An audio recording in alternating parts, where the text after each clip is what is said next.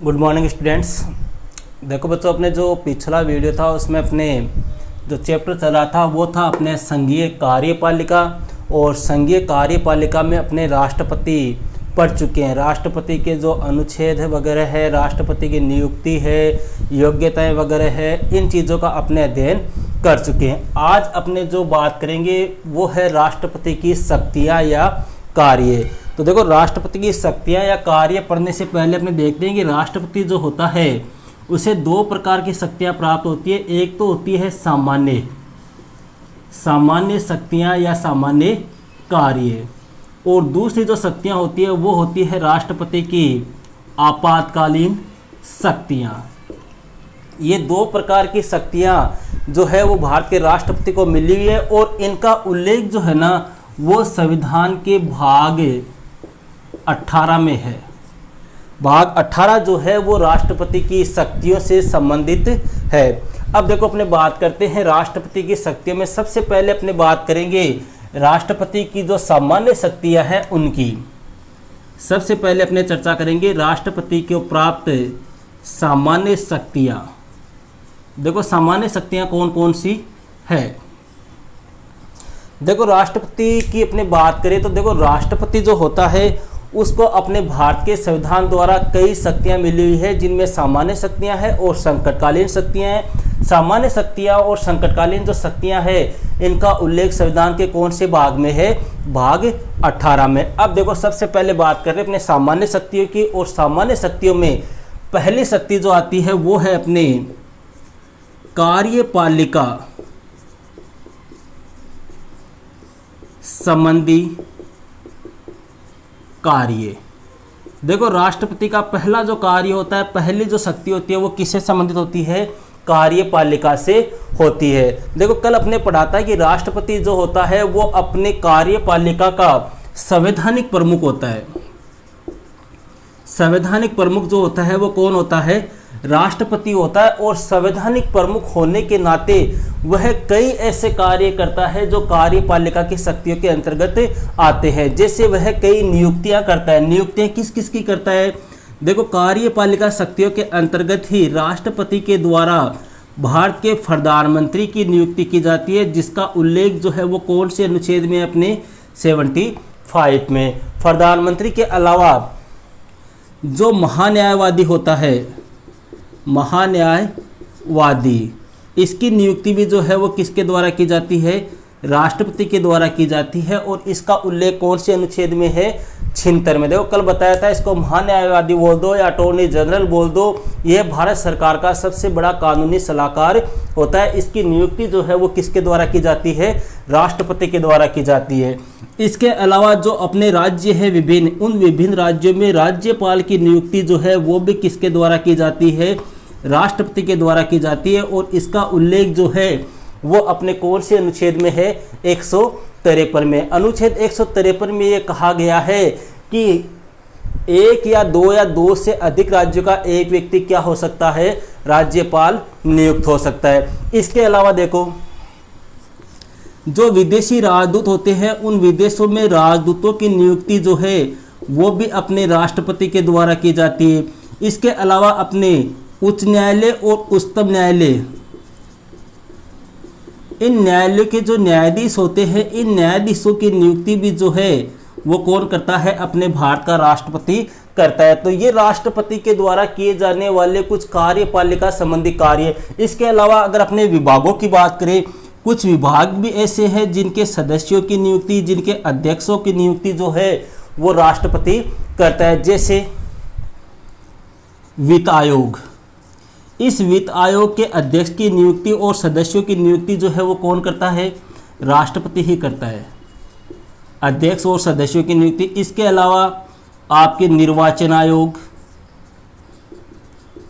इसके अलावा संघ लोक सेवा आयोग, ये कुछ ऐसे आयोग हैं जिनके अध्यक्षों की नियुक्ति और उनके सदस्यों की नियुक्ति जो है वो भी किसके द्वारा की जाती है, भारत के राष्ट्रपति के द्वारा की जाती है। तो यह राष्ट्रपति की पहली शक्ति हो गई कार्यपालिका संबंधी शक्ति या कार्यपालिका संबंधी कार्य। ये इतने सारे कार्य जो है वो राष्ट्रपति के द्वारा किया जाता है और राष्ट्रपति जो होता है वो कार्यपालिका का संवैधानिक प्रमुख होता है। संवैधानिक प्रमुख होने के नाते ही राष्ट्रपति के द्वारा इन सब की नियुक्ति की जाती है। देखो संवैधानिक प्रमुख होता है, लेकिन कार्यपालिका की जो अधिकतर शक्तियां हैं उन अधिकतर शक्तियों का प्रयोग जो है वो प्रधानमंत्री करता है, न कि राष्ट्रपति। लेकिन फिर भी राष्ट्रपति के द्वारा इन सब की क्या की जाती है, नियुक्ति की जाती है। पहला कार्य हो गया। दूसरी शक्ति की बात करते हैं अपने विधायी शक्तियां। विधायी शक्तियां देखो, कार्यपालिका शक्तियों के बाद में दूसरी आती है अपने विधायी शक्तियां। देखो अपने बात करें अपने देश की, तो अपने भारत में किस प्रकार की शासन प्रणाली है, संसदीय शासन व्यवस्था है। भारत में संसदीय शासन व्यवस्था है और संसदीय शासन व्यवस्था के अंतर्गत अपने जब संसद बना था उस संसद के अपने 3 अंग थे, जिनमें पहला था लोकसभा, दूसरा था राज्यसभा और तीसरा था राष्ट्रपति। कहने का मतलब हो गया राष्ट्रपति जो होता है वो संसद का भी क्या होता है, अंग होता है और संसद का अंग होने के नाते यह कई विधायी कार्य भी करता है। अब कौन कौन से ऐसे कार्य हैं जो संसद की विधायी शक्तियों के अंतर्गत राष्ट्रपति के माने जाते हैं, मतलब कुछ ऐसे कार्य हैं जो राष्ट्रपति करता है और वो कौन सी शक्तियों में आते हैं, राष्ट्रपति की विधायी कार्यों में या विधायी शक्तियों में आते हैं। जैसे विधायी कार्य में अपने देखते हैं सबसे पहले संसद का सत्र बुलवाना। संसद का जो सत्र है वो राष्ट्रपति बुलाता है और राष्ट्रपति के द्वारा ही उस सत्र का क्या किया जाता है, सत्रावसान किया जाता है। इसके अलावा दूसरे कार्य की बात करें, लोकसभा जो होती है उस लोकसभा को समय से पूर्व भी भंग कर सकता है कौन, राष्ट्रपति। राष्ट्रपति के द्वारा प्रधानमंत्री की सलाह पर लोकसभा को समय से पूर्व भी भंग किया जा सकता है और जिसका उल्लेख अपने पिछले वीडियो में देखा होगा, अनुच्छेद कौन से में है, 85 में है। तो यह भी राष्ट्रपति की एक कौन सी हो गई, विधायी शक्ति हो गई। इसके अलावा जो दोनों सदन होते हैं लोकसभा और राज्यसभा, इन दोनों सदनों की संयुक्त बैठक, इन दोनों सदनों की जो संयुक्त बैठक होता है उस संयुक्त बैठक को संबोधित करने का कार्य भी जो है वो किसके द्वारा किया जाता है, भारत के राष्ट्रपति के द्वारा किया जाता है। इसके अलावा अपने लोकसभा में तो 2 सदस्य और राज्यसभा में 12 सदस्यों का मनोनयन भी जो है वो किसके द्वारा किया जाता है, राष्ट्रपति के द्वारा किया जाता है। देखो ये बातें अपने हो चुकी है, 2 सदस्य एंग्लो इंडियन कौन होंगे, काशी होंगे, 12 सदस्य कला साहित्य विज्ञान वाले, ये सारी चीजें अपने पिछले वीडियो में हो चुकी है। अपने यहाँ पे सिर्फ मोटे मोटे तौर पे राष्ट्रपति की विधायी शक्तियों की बात कर रहे हैं। इसके अलावा आपने देखे तो देखो कोई भी विधेयक जो है वो कानून कब बनेगा, जब उस विधेयक के ऊपर किसके हस्ताक्षर होंगे, राष्ट्रपति के हस्ताक्षर होंगे ना, तभी वह विधेयक जो है वो क्या बनेगा, कानून बनेगा। और इस बात का उल्लेख कौन से अनुच्छेद में है, अनुच्छेद 111। अनुच्छेद 111 ये कहता है कि कोई भी विधेयक जो है वो कानून तभी बनेगा जब उस विधेयक के ऊपर राष्ट्रपति के हस्ताक्षर होंगे। तो कहने का मतलब हो गया ये इतने सारे विधायी कार्य जो है वो किसके द्वारा किए जाते हैं, राष्ट्रपति के द्वारा किए जाते हैं। इतने सारे कार्य करने के कारण ये राष्ट्रपति कौन सी शक्ति हो गई, विधायी शक्ति हो गई। अब तीसरी शक्ति की बात करते हैं, वित्तीय शक्तियां। वित्तीय शक्तियों का मतलब हो गया पैसों से संबंधित शक्तियां या वित्तीय शक्तियां या वित्तीय कार्य। देखो राष्ट्रपति की शक्तियां बोल दो या राष्ट्रपति के द्वारा किए जाने वाले कार्य बोल दो, एक ही बात है। देखो वित्तीय शक्तियों में राष्ट्रपति जो है वो एक प्रकार से देखे तो सर्वे सर्वा होता है, उसकी अनुमति के बिना कुछ भी नहीं होता। देखो सबसे पहली बात देखिए अपनी, राष्ट्रपति की स्वीकृति के बिना संसद से धन की मांग नहीं की जा सकती। मतलब जब तक राष्ट्रपति स्वीकृति नहीं देगा तब तक संसद जो है इस संसद से धन की मांग नहीं की जाएगी। इसके अलावा धन से संबंधित कोई भी विधेयक है, धन से संबंधित कोई भी विधेयक है, धन से संबंधित कोई भी विधेयक जो है वो राष्ट्रपति की स्वीकृति के बिना संसद में प्रस्तुत नहीं किया जाएगा। ये राष्ट्रपति की दूसरी वित्तीय शक्ति है। पहले शक्ति तो क्या हो गई कि संसद से धन की मांग नहीं कर सकते राष्ट्रपति की स्वीकृति के बिना, और दूसरी क्या हो गई, धन से संबंधित विधेयक राष्ट्रपति की स्वीकृति के बिना संसद में प्रस्तुत नहीं किया जाएगा। इसके अलावा जो वित्त आयोग होता है, अभी अपने बात की थी उसकी, इस वित्त आयोग के अध्यक्ष और वित्त आयोग के जो सदस्य हैं, इनकी नियुक्ति जो है वो भी किसके द्वारा की जाती है, भारत के राष्ट्रपति के द्वारा की जाती है। तो ये कौन सी शक्तियां हो गई अपने राष्ट्रपति की वित्तीय शक्तियां। अब चौथी शक्ति की बात करते हैं राष्ट्रपति की, वो है न्यायिक शक्तियां। देखो न्यायिक शक्तियों में कल अपने राष्ट्रपति जब पढ़ा था तो अपने बात हुई कि राष्ट्रपति जो है वो तीनों सेनाओं का सर्वोच्च सेनापति होता है, राष्ट्रपति जो है वो सर्वोच्च न्यायाधीश भी होता है। और कल एक आर्टिकल भी बताया था आपको, अनुच्छेद 72। इस अनुच्छेद 72 में राष्ट्रपति को कौन सी शक्ति प्राप्त है, क्षमादान की शक्ति प्राप्त है। अर्थात राष्ट्रपति जो है, इस राष्ट्रपति के द्वारा किसी भी व्यक्ति को, अगर जैसे मान लो कोई व्यक्ति है उसको 10 साल की सजा हुई है, तो उस व्यक्ति को सजा को घटाकर राष्ट्रपति 1 साल भी कर सकता है, या उस सजा को क्या कर सकता है, माफ भी कर सकता है। या मान लो किसी व्यक्ति को जैसे फांसी की सजा हुई है, तो राष्ट्रपति चाहे तो उसकी सजा को आजीवन कारावास में बदल सकता है, या राष्ट्रपति चाहे तो उसकी सजा को क्या कर सकता है, माफ भी कर सकता है। इस प्रकार की राष्ट्रपति को कौन सी शक्तियां प्राप्त है, न्यायिक शक्तियां प्राप्त है। तो ये हो गई अपने राष्ट्रपति की सामान्यकालीन शक्तियां। देखो ये इतनी इंपॉर्टेंट नहीं है, इनमें कई बार पूछ लेते हैं कोई क्वेश्चन, लेकिन जो राष्ट्रपति की मेन जो शक्तियां हैं ना, वो शक्तियां हैं अपने राष्ट्रपति की संकटकालीन शक्तियां। यहां से क्वेश्चन पूछते हैं ज्यादातर कि राष्ट्रपति की संकटकालीन शक्तियां कौन कौन सी है। सामान्यकालीन शक्तियां हो गई है, अब अपने बात करते हैं राष्ट्रपति की संकटकालीन शक्तियां। संकटकालीन शक्तियां, या इनको दूसरी भाषा में बोल दो आपातकालीन शक्तियां। और उल्लेख कौन से भाग में है, संविधान के भाग 18। देखो संकटकालीन शक्तियां या आपातकालीन शक्तियां जो है वो 3 प्रकार की है। पहली शक्ति तो है अनुच्छेद 352 में, दूसरी जो शक्ति है वो है अनुच्छेद 356 में, और तीसरी शक्ति जो है वो है अनुच्छेद 360 में। ये 3 प्रकार की शक्तियां हैं राष्ट्रपति की संकटकालीन शक्तियां। यहां से क्वेश्चन पूछते हैं ज्यादातर, इनको देखना अपने। देखो अनुच्छेद 352 के तहत राष्ट्रपति क्या लागू करता है, आपातकाल। और अनुच्छेद 356 के तहत राष्ट्रपति को कौन सी शक्ति लागू है, राष्ट्रपति शासन लागू करने की शक्ति। और अनुच्छेद 360 है, ये किससे संबंधित है, अपने वित्तीय आपात से।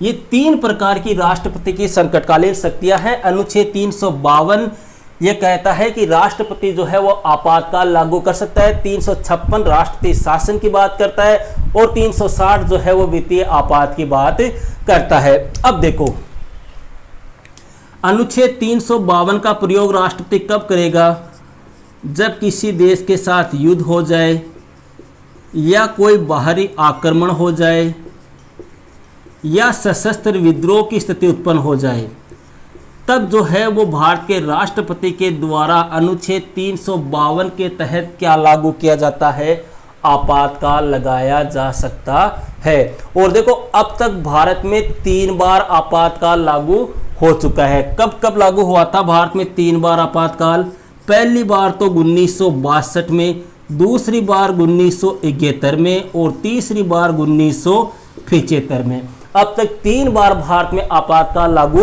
हो चुका है। पहली बार लागू हुआ था कब, 1962 में, जब भारत और चीन के मध्य युद्ध हुआ था। दूसरी बार हुआ था जब भारत और पाकिस्तान के मध्य युद्ध हुआ था, और तीसरी बार हुआ था 1975 में। यह आपातकाल जो है वो आंतरिक अशांति के आधार पर लागू हुआ था। इंदिरा गांधी थी, इंदिरा गांधी के समय की बात है, 25-26 जून 1975 को ये आंतरिक अशांति के आधार पर आपातकाल लागू हुआ था। ध्यान रखना, आंतरिक अशांति के आधार पर पहली बार और अंतिम बार आपातकाल 1975 में लगा था। एक ही बार आपातकाल लगा है। बाद में देखो 44वां संविधान संशोधन हुआ था। 44वें संविधान संशोधन द्वारा जो कब हुआ था 1978 में, और उस समय प्रधानमंत्री थे अपने मोरारजी देसाई। उस समय की बात है। उस समय क्या किया गया, इस आंतरिक अशांति जो है इस शब्द को हटाकर इसके स्थान पे कौन सा शब्द जोड़ दिया गया, सशस्त्र विद्रोह शब्द जोड़ दिया गया। कहने का मतलब है कि अब आंतरिक अशांति के आधार पर आपातकाल लागू नहीं हो सकता। दूसरी बात देखो, एक चीज और ध्यान देना आपने, जब भी आपातकाल लागू होता है सबसे पहले अपने संविधान 19(1) में जो अपने को 6 प्रकार की स्वतंत्रताएं मिली है ना, सबसे पहले वह स्वतंत्रताएं समाप्त हो जाएगी। 6 प्रकार की अपने स्वतंत्रताएं ना, अभिव्यक्ति की, भाषण की, सर्वत्र आने जाने की, निवास करने की, तो ये जो स्वतंत्रता है जैसे ही आपातकाल लागू होगा सबसे पहले 19 जो मूल अधिकारों में अपने अनुच्छेद 19 में जो 6 प्रकार की स्वतंत्रताएं हैं वो स्वतंत्रताएं जो है वो क्या हो जाएगी, समाप्त हो जाएगी। अब देखो कई बार क्वेश्चन पूछते हैं कि आपातकाल कब तक लगाया जा सकता है। देखो आपातकाल जो है ना वो प्रारंभ में 6 माह तक लगता है, प्रारंभ में 6 माह तक लगता है, और बाद में अगर इसको आगे बढ़ाना है तो आगे बढ़ाने के लिए अपने को संसद से उद्बोधन लेना पड़ेगा, संसद से अपने को स्वीकृति लेनी पड़ेगी, और इसके बाद में 6 माह करके अपने इस आपातकाल को आगे बढ़ा सकते हैं, और इसकी अधिकतम सीमा जो है वो कोई निश्चित नहीं है। ये हो गया अपने कौन सा आर्टिकल, अनुच्छेद 352 जो आपातकाल की घोषणा का उल्लेख करता है। अब दूसरा आता है अनुच्छेद 356 राष्ट्रपति शासन। देखो राष्ट्रपति शासन कब लगता है, जब किसी राज्य में यह हो जाए कि वह संवैधानिक तंत्र किसी राज्य का फेल हो गया है, संविधान के अनुसार राज्य की कानून व्यवस्था कार्य नहीं कर रही है, एक प्रकार से वहां संकट उत्पन्न हो गया है, तो राष्ट्रपति जो है वो क्या करता है, राज्यपाल के लिखित परामर्श पर, राज्यपाल के लिखित परामर्श पर उस क्षेत्र में क्या लागू कर देता है, उस राज्य में राष्ट्रपति शासन लागू कर देता है, वहां की जो मंत्री परिषद होती है उसको बर्खास्त कर देता है। और देखो ये राष्ट्रपति शासन जो है अब तक अपने संपूर्ण भारत की बात करें तो लगभग 128 बार भारत में लागू हो चुका है। ध्यान रखना किसकी सिफारिश पर, राज्यपाल की सिफारिश पर लागू करता है राष्ट्रपति, और अब तक कितनी बार हो चुका है, 128 बार हो चुका है। अब यहाँ पे क्वेश्चन ये पूछते हैं कि भारत में सर्वप्रथम जो है राष्ट्रपति शासन जो है वो कब लागू हुआ था, तो 1951 में हुआ था, और कहाँ पर लागू हुआ था, पंजाब जो है इस पंजाब में लागू हुआ था। सर्वप्रथम आपातकाल की घोषणा, ये राष्ट्रपति शासन जो है वो सबसे पहले जो लागू हुआ था वो कहां पर हुआ था, पंजाब में लागू हुआ था। अगर क्वेश्चन आ जाए कि सबसे ज्यादा बार जो है वो राष्ट्रपति शासन कहां लगा है, तो वो कहां पर लगा था, अपने मणिपुर में। मणिपुर में अब तक लगभग 10 बार आपातकाल लागू, ये आपातकाल नाम आ रहा है बार बार में, मणिपुर में सबसे ज्यादा 10 बार राष्ट्रपति शासन लग चुका है। अब अगर अपने राजस्थान की बात करें तो राजस्थान जो है इस राजस्थान में अब तक 4 बार राष्ट्रपति शासन लागू हो चुका है। 4 बार कौन कौन सा देखना, पहली बार तो 1967 में, दूसरी बार 1977 में, तीसरी बार 1980 में, और चौथी बार 1992-93 में। पहली बार 1967 में, दूसरी बार 1977 में, तीसरी बार 1980 में, और चौथी बार 1992-93 में। अब देखो यहाँ पे क्वेश्चन ये पूछता है कि जब पहली बार राष्ट्रपति शासन लागू हुआ था उस समय राजस्थान के मुख्यमंत्री कौन थे, तो पहली बार जब राजस्थान में राष्ट्रपति शासन लागू हुआ था उस समय राजस्थान के मुख्यमंत्री कौन थे, मोहनलाल सुखाड़िया थे। और दूसरी बार जब राष्ट्रपति शासन लागू हुआ था उस समय थे हरदेव जोशी, और तीसरी बार के समय थे अपने भैरों सिंह शेखावत, और चौथी बार के समय भी कौन थे, भैरों सिंह शेखावती थे। अब यहाँ पे क्वेश्चन ये पूछ ले कि सबसे लंबे समय तक राष्ट्रपति शासन जो है वो किस राज्य में लागू हुआ था, तो देखो ये जो है ना सबसे पहली बार लगा था कहां पर, पंजाब में। यही सबसे ज्यादा समय तक रहा था, लगभग 5 साल तक यहाँ पे राष्ट्रपति शासन रहा था पंजाब में। अगर राजस्थान की बात कर ले कि राजस्थान में 4 बार लगा है, सबसे लंबे समय तक कौन सा था, सबसे कम समय तक कौन सा था, तो देखो सबसे कम समय तक तो ये लगा था 1967 वाला, ये मात्र 45 दिन ही लगा था, और सबसे लंबे समय तक ये लगा था लगभग 11 माह और 18 दिन तक 1992-93 वाला जो है ये 11 माह 18 दिन तक ये राष्ट्रपति शासन लागू रहा था राजस्थान में। अब देखो यहाँ पे एक क्वेश्चन और पूछते हैं कि राष्ट्रपति शासन जो है वो अधिकतम कितने समय तक लग सकता है। तो ध्यान रखना, एक कार्यकाल में अधिकतम 3 वर्ष तक राष्ट्रपति शासन लागू रह सकता है। ये हो गई राष्ट्रपति की अनुच्छेद 356 के तहत दूसरी संकटकालीन शक्ति। तीसरी आती है वित्तीय आपात। देखो इसमें आपको याद करने की कोई जरूरत नहीं है, क्योंकि आज तक अपने भारत में वित्तीय आपात लगा ही नहीं है। भारत में पैसे खूब है, इसलिए ऐसी आवश्यकता ही नहीं है। देखो वित्तीय आपात कब लगता है, जब भारत में किसका संकट आ जाए, वित्तीय संकट आ जाए, अर्थात पैसों की क्या हो जाए, कमी हो जाए, तब भारत के अंदर क्या लगेगा, वित्तीय आपात लगा। लेकिन भगवान के दया से ऐसा आज तक नहीं हुआ है। और देखो वित्तीय संकट के दौरान एक बात ध्यान रखना, राष्ट्रपति के वेतन को छोड़कर भारत के किसी भी व्यक्ति के वेतन में क्या की जा सकती है, कटौती की जा सकती है। वित्तीय आपात जो होता है, इस वित्तीय आपात के दौरान एक राष्ट्रपति के वेतन में कमी नहीं होगी। देखो राष्ट्रपति का वेतन कल बताया था आपको कितना है, 5 लाख। इस व्यक्ति के वेतन में किसी प्रकार की कटौती नहीं होगी। बाकी किसी भी व्यक्ति के, चाहे वो मंत्री हो, चाहे बड़ा अधिकारी हो, चाहे कोई भी हो, किसी के वेतन में भी क्या की जा सकती है, कटौती की जा सकती है। तो ये था अपने राष्ट्रपति की शक्तियां या कार्य। नेक्स्ट वीडियो जो अपने देखेंगे उसमें अपने बात करेंगे प्रधानमंत्री की। इस वीडियो में अगर आपके किसी प्रकार की कोई दिक्कत हो तो हमें कमेंट के माध्यम से बता सकते हैं। वीडियो अगर आपको अच्छा लगे तो इसे लाइक जरूर कीजिएगा। Okay friends, that's all.